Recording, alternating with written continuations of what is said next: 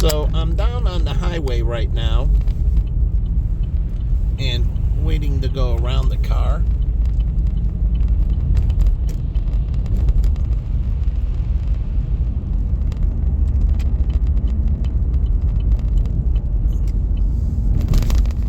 And these people are flying. The state troopers are supposed to give them tickets. Do you know that? You can't drive 55 in these conditions. The law says you must drive appropriately for the conditions. So no longer can you be allowed to do 55. Right now, I would say 35 miles an hour would be the maximum on the highway. 35 miles an hour. You are not allowed to drive above it. And they should be out here enforcing it, pulling these people over and putting them into jail. Tow their car and put them in jail for the night. Why? Well, you're saving their life and you're saving others from injury. And so you're not allowed to drive however you want. The law says you must drive appropriately for the conditions. And if you don't drive appropriately for those conditions, and now they should be outlining the conditions, because what does a lawyer do in court? Well, it's ambiguity. My client, based on his SUV truck, four-wheel drive, because it can handle, but it can't stop. Four-wheel drive gives you traction. It doesn't help you stop. As I watch many people misunderstand, four-wheel drive doesn't do shit with stopping.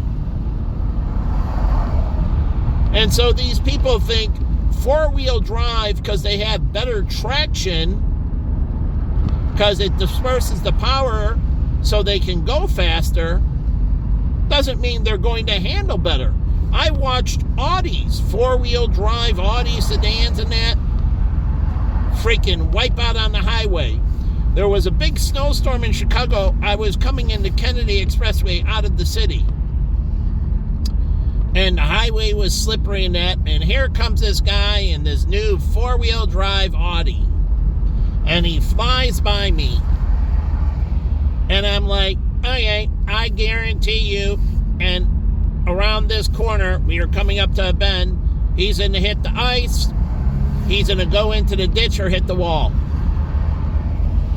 And what happened? I came around the corner. There was he. Went right into the ditch. Lost it. See, four-wheel drive doesn't mean you have better steering capabilities or stopping capabilities. All it means is you can go faster in adverse situations. But it doesn't give you the other things. Like even on a snowmobile, do you know we put a hooker track in? If you know what that is. There's these little metal studs that you put on a normal snowmobile track. Why?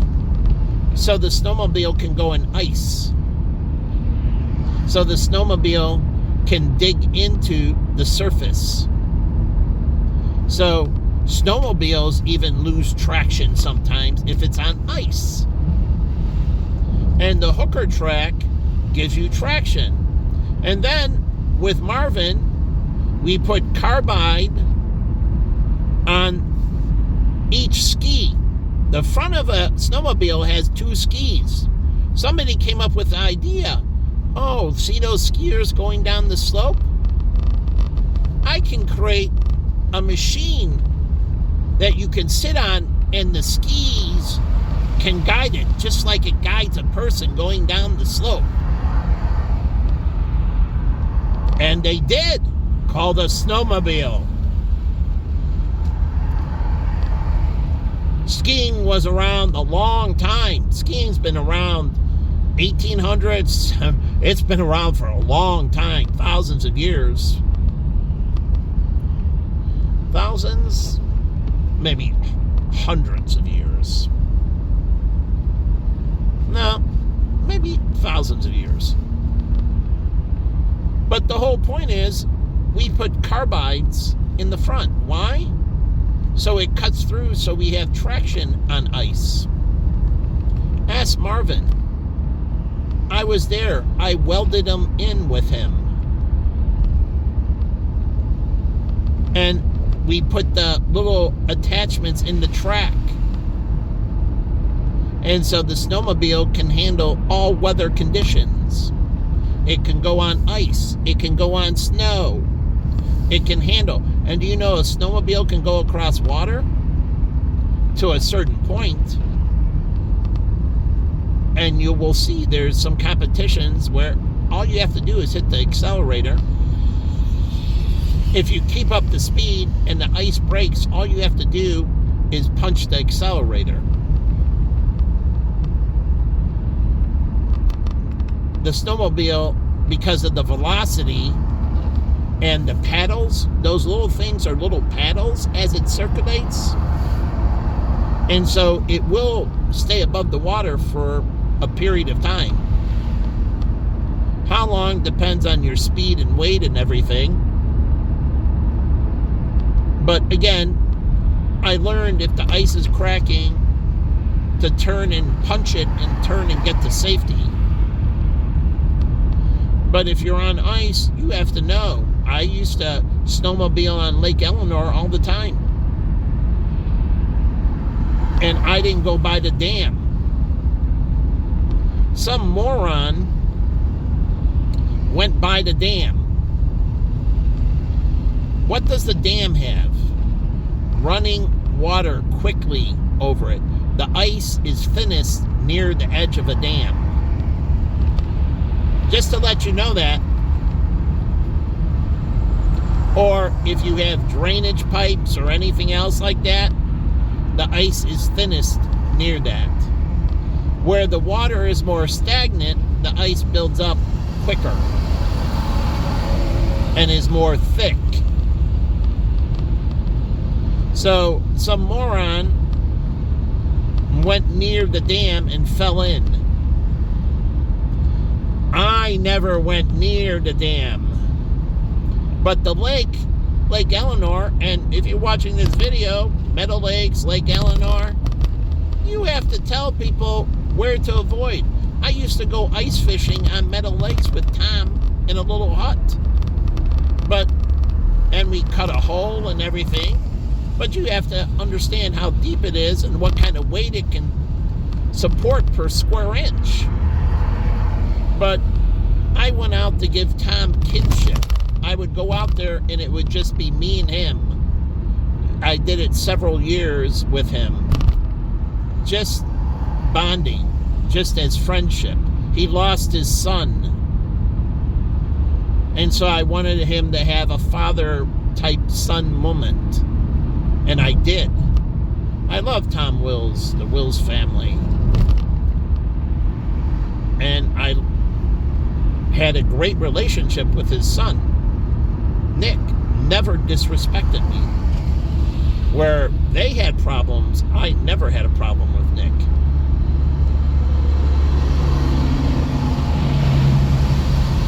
And I disagreed what they did with him, which ended up him ending up killing himself. With, again, this is why you have trigger locks with their own gun in their house on their outside porch.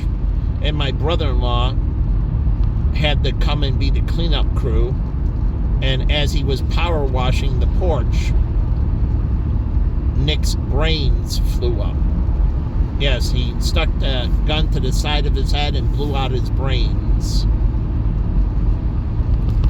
And Lair went over there so Tom and his wife didn't have to clean it up.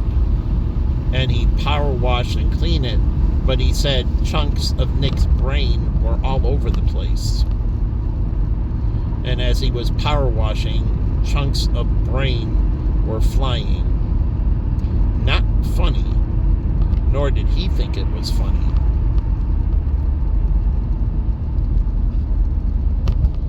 But I could have saved Nick.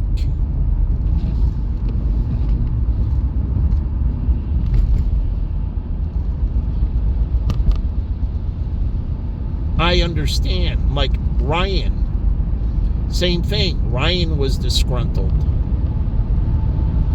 And I could handle Ryan, just as I handled my roommate Michael Wynn and many others that were edgy, that I saved a lot of people. You don't know that, but I backed away a lot of people from the edge. And one way, I do threaten you about killing yourself and burning in hell, but you don't take God serious, do you?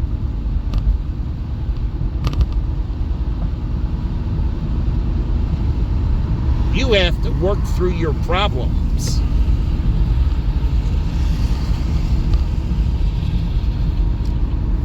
But let's get into the nature of this business that really I turned on this video for. That was a side issue.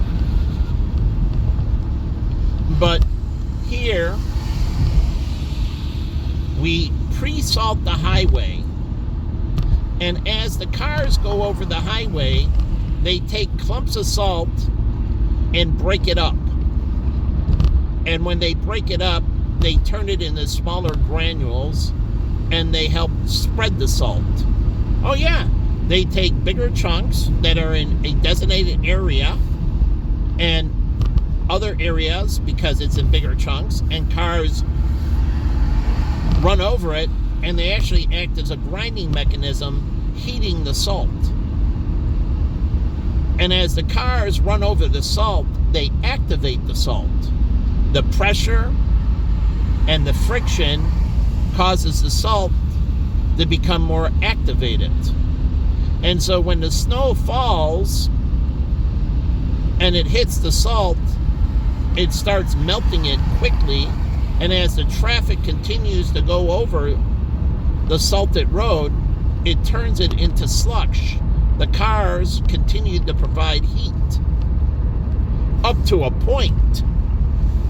And if they don't plow on the backside, which they should, and they can move all the slushy snow off the road, and where? Right down the drain. It liquefies, and it will go down the drain. See, the problem with our plows, we plow it in and we block all the drains that are on the sides of the highways. If you look in here, they bury the drains.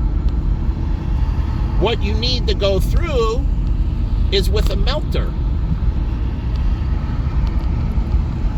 And you have to blow, say, hot air on it and liquefy it.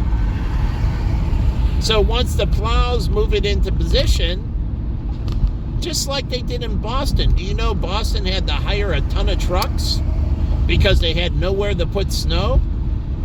So they hired a bunch of trucks, and these trucks are melters. And they pick up all the snow and they melt it. And what do they do with the water? Right down the sewer system. The water gets melted by the melters. The melters have a hose that goes right into the sewer and pumps the water through the sewer system, which is very good because in the winter, the sewer system does not get enough flow. Sometimes in the summer, it gets too much, heavy rains and that. But the problem with the sewer system is we get lots of water and no water. And so there's not enough water to move the slush properly, the waste properly.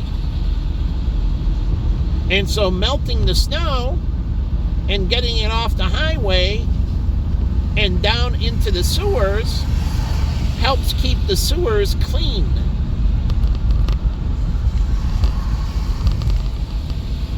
But I'll put this on Tumblr,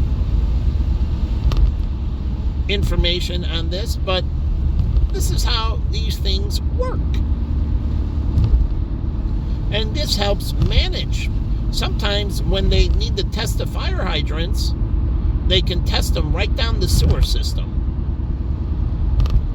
Why? Because you want to pump the water down to push the waste down the sewer. So testing the hydrants, instead of pouring it on the street, hook up the hose and pour it down the sewer to wash the water, wash the toxins in the sewer away. So when they test the fire hydrants, they use them to clean the sewer. 2 birds, 1 stone. The stone is testing the hydrant.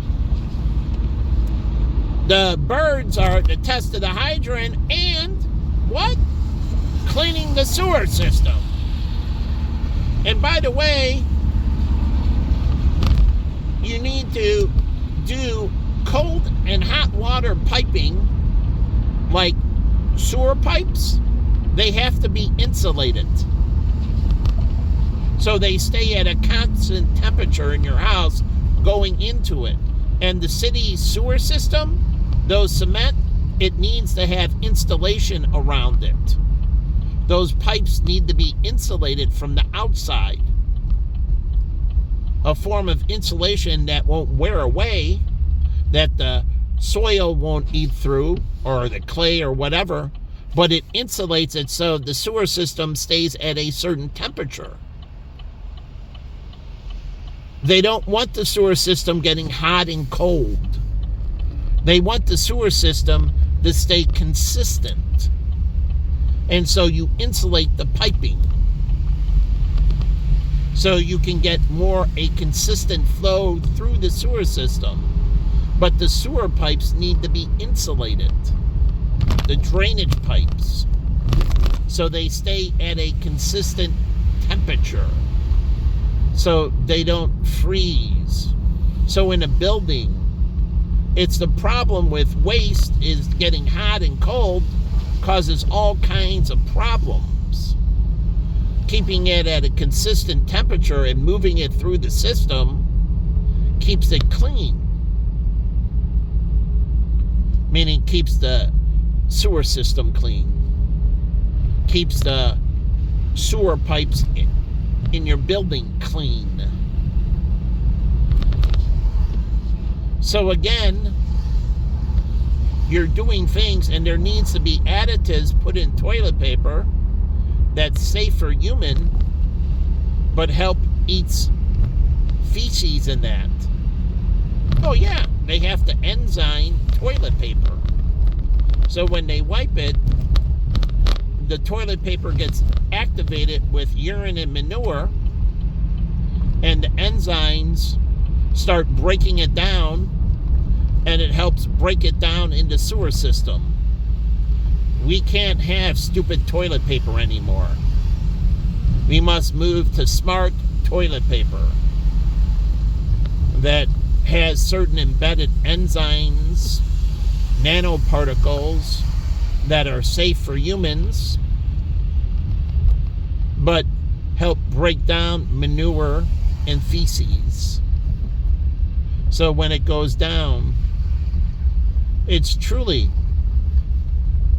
and we need to do this. So we can keep Chicago beautiful.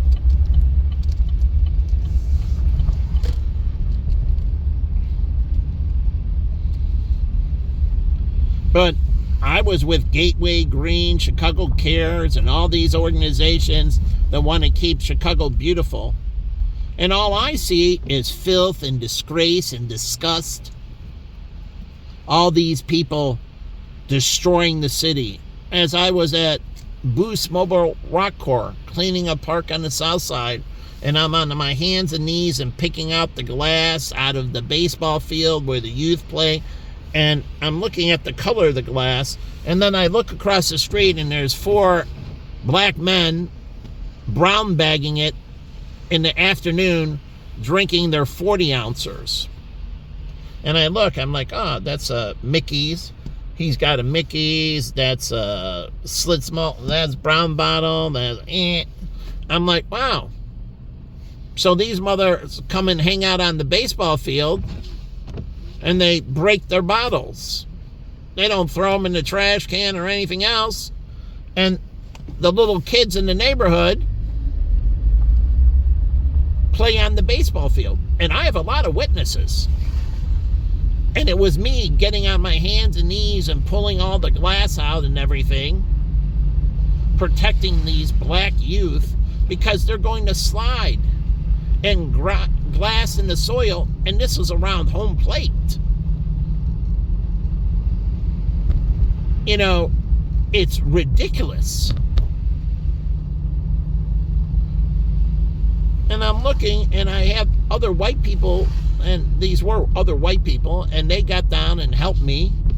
But then they called us up, and I didn't want to stop. I wanted to finish, and they told me I had to stop.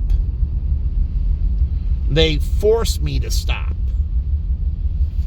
We're wrapping you up, and you have to stop. And then we went over, and the 2 brothers who were DJs on Q101, who I liked a lot. It's like the Ponce brothers I used to listen to. They're news, but these were 2 DJ brothers on Q101. And we had Potbellies, and there was some good music, and Potbellies was good. You could have as many half sandwiches as you wanted, chips, drink. And I looked, and I went around, and because we weren't bused there like Chicago Care, and I went around and looked at the park, I'm like, wow, we really did. The people that did it in Boost Mobile Rock Corps, they did a wonderful job. I'm like, this park looks incredibly beautiful. And there was a ton of people, and guess what? It was all white people into an all-black neighborhood. I looked at everybody participating. You think there would have been a lot of black people out there cleaning up their own neighborhood, right? My hood, my block, my cleanup.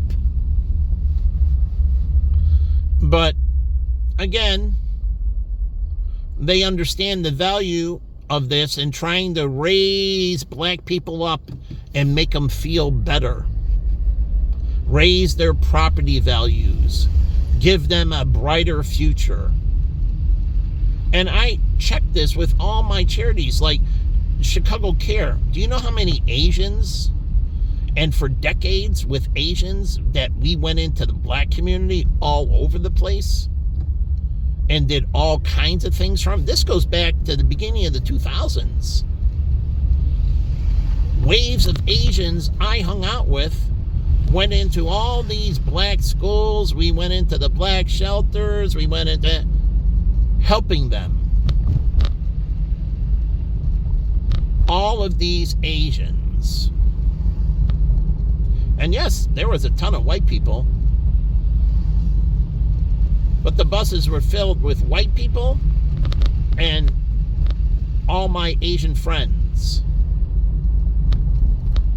And yes, there was a bunch of white people I was friends with too. But I'm just saying, they went in, and year after year, we did this. As Jen went, we went to a soup kitchen on our own. I had Jen doing stuff, just me and her, going into the black community. Then she started tutoring in an all-black school. And then she continued tutoring at Mercy Home for the Boys, tutoring young black men. And I got her involved. But lots of outreach. Constantly trying to make Chicago beautiful. And all those people were on board with me to make Chicago beautiful, to get rid of the trash in Chicago, the garbage in Chicago, getting rid of it, casting out our demons, getting rid of the filth, the disgrace, the disgust, as my landlord did. Terminate their lease. Get rid of them. I was with an old white lady. She let my brother stay and me because we helped her around the complex, changed lights and other things. The other roommate didn't. He made lots of noise at night, coming up the late night steps, pounding on the stairs, making all kinds of noise. So she told us we can stay, but your roommate, he's got to go. He can't renew. I'm getting rid of the trash. So why isn't there a community of even owning condos, as my friend, and he's a relative, did in Florida, evicting people from condo associations that weren't maintaining their structures? He was evicting people because they were failing to maintain it. He didn't care if they were paying their dues or not. You have an obligation to maintain the inside of your structure. Your structure cannot be a fire hazard to the building. And so he would go in and evict people. Either you keep your structure to a certain compliance or you get evicted. Now, I went in with a black kid to a really nice building. And he was a rich black kid. He did a lot of drugs. And I walked into this one condo he owned, and there was fucking shit all over the place. And he didn't care, because that's not the one he stayed in. He owned multiple properties. And it was a beautiful condo in a beautiful building. And if the people around him knew that he had trash all over the inside, I didn't stay long, nor did I really interact with him again. But you can evict them. Who cares if they pay their mortgage and that? Just like a bank. They got to pull the mortgage. If they're destroying the property, whether commercial or residential, you're upside down when they damage the property. If they're not maintaining the property, you got to accelerate the mortgage and evict the pieces of garbage.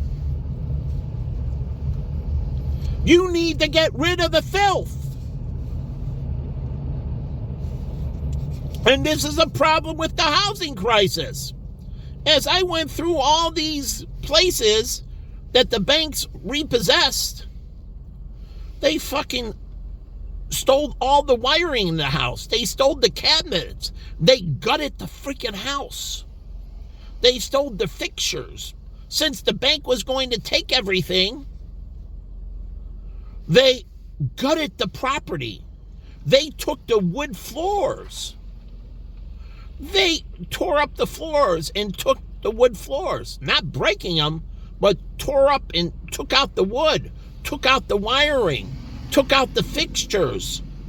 They gutted the place. And then at one place, and Claudia, she was another place, they turned on the water. After they gutted, they took everything. Then they turned on the water in the basement, and it was dead winter, no heat, and the water froze and cracked the foundation. They intentionally stopped the drains in the basement, flooded the basement, let it freeze to break the foundation. So they gutted everything. They took the cabinets, the wiring, all the fixtures, everything. And their last act of F you to the bank was flooding the foundation, flooding the basement, having the water freeze, and it cracked the foundation. Serious structural damage. Now, wouldn't a bank want to make note of who they gave that mortgage to? And never, ever give that person a mortgage again? But the banks don't make note of it. They don't put notes and share like the insurance companies do. Oh, insurance companies share if you're a shitty client. The underwriters see that, and they jack the policy. And rightfully so.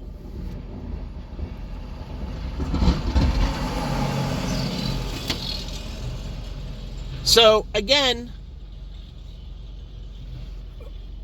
you think these people are good people. They didn't get second and third jobs. They didn't do anything. Like my Irish builders, they left their properties where they were. They didn't ruin them. They went bad on the debt, but they didn't destroy the properties or do anything negative to the property. And anything that was on the property, they gave the bank seized and was theirs.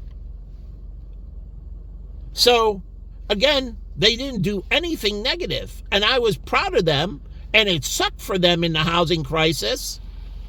And there were really some really hard-working good ones, but they let the properties go and went back to Ireland. And yes, they let the rest of the note go.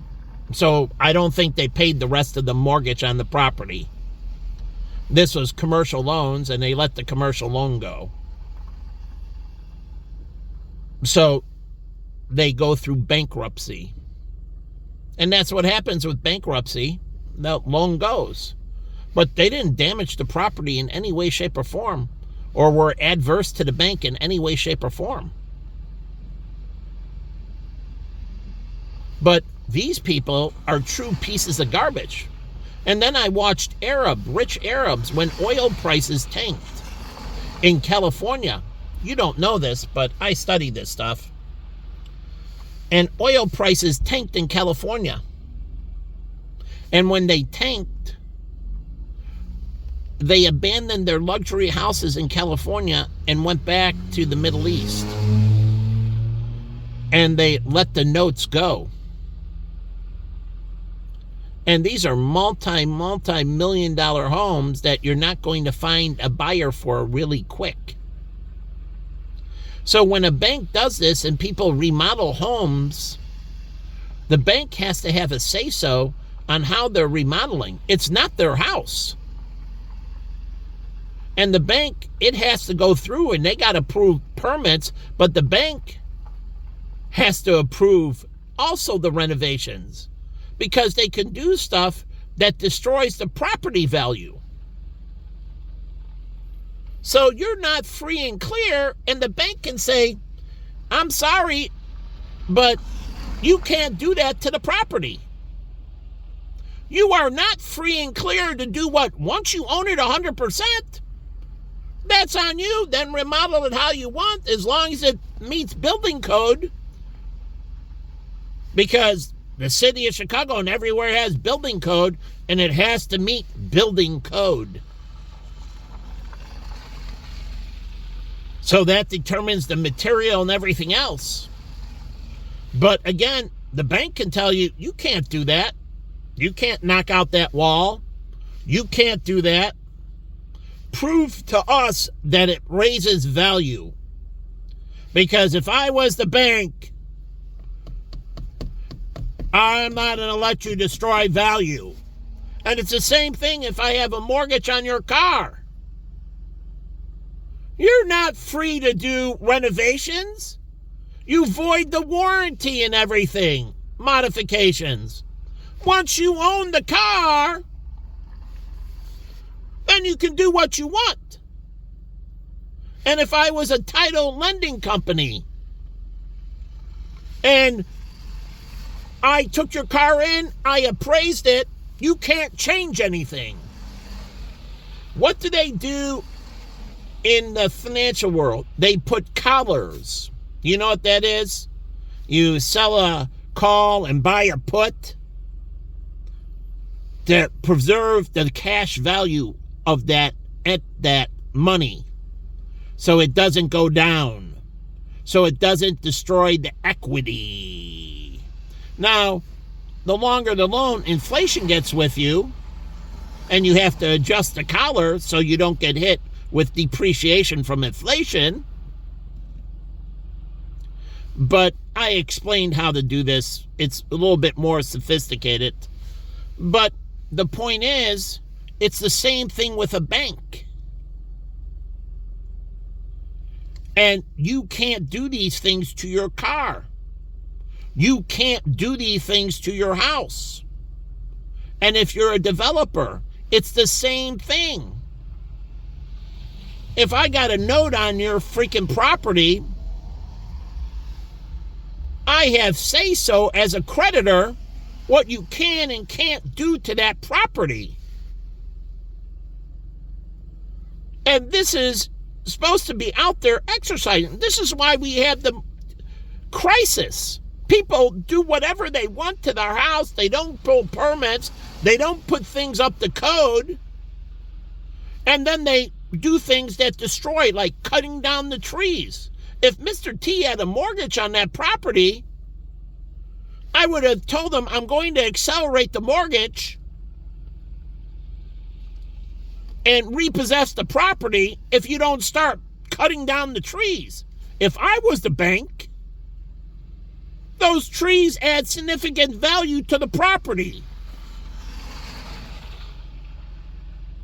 So again, I would be squeezing these pieces of garbage and getting them to comply.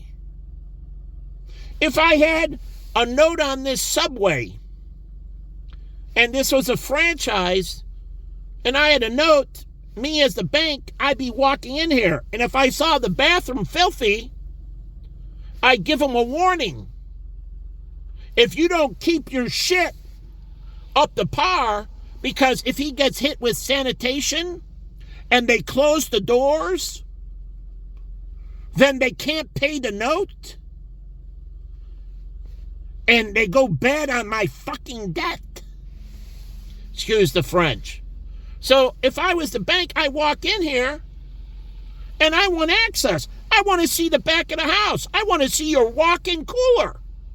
I'm going to walk into your bathroom.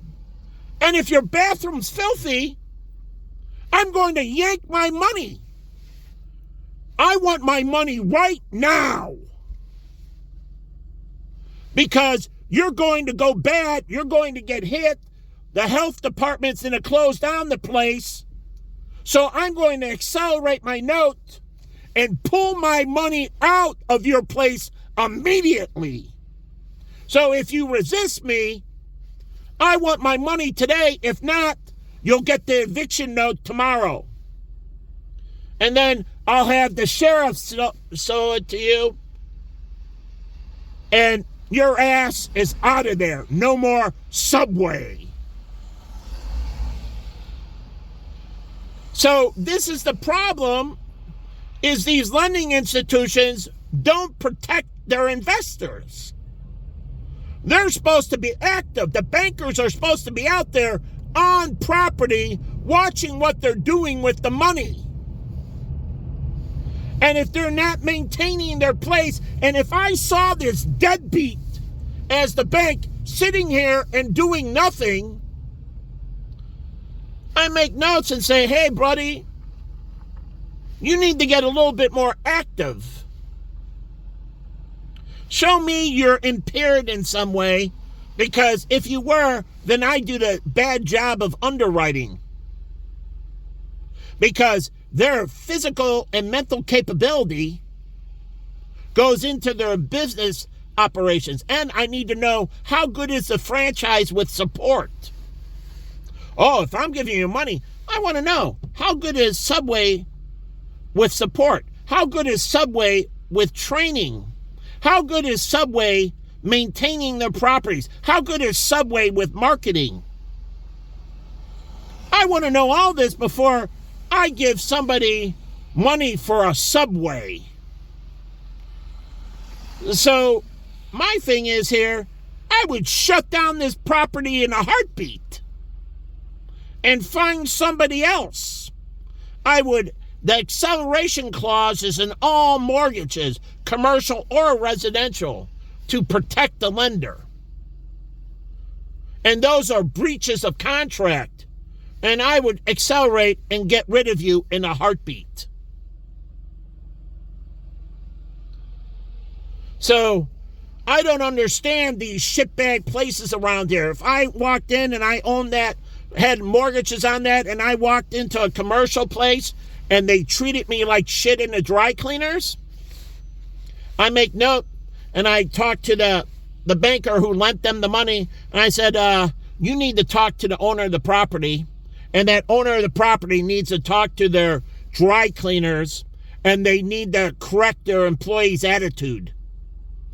And if they don't, I'm pulling my debt. I'm calling my note due right now. So either you take the fucking shit out of them, or I want my money right now. And I know a lot of bankers, and the National Association and International, and I would be fucking like this guy pissing on. What the fuck are you doing?